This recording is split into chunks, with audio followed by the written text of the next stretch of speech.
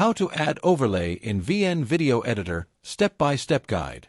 Want to add overlays in VN Video Editor to enhance your videos? In this quick tutorial, I'll show you how to do it step by step. Let's get started. First, open the VN Video Editor on your mobile device. If you haven't installed it yet, download it from the App Store or Google Play. Tap on New Project and select the video where you want to add the overlay. Then, tap Next to enter the editing screen. Now, to add an overlay, tap on the Overlay button at the bottom. Then, select the media you want to overlay, such as an image, video, or sticker.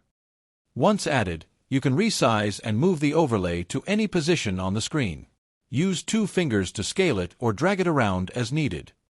You can also adjust the opacity to make the overlay more transparent. Plus, try out different blend modes and effects to make it look even better. Once you're happy with the overlay, tap on the Export button at the top. Choose your resolution and frame rate, then tap Save to export your video. And that's it. You've successfully added an overlay in VN Video Editor. If you found this video helpful, don't forget to like, share, and subscribe for more editing tutorials. See you in the next one.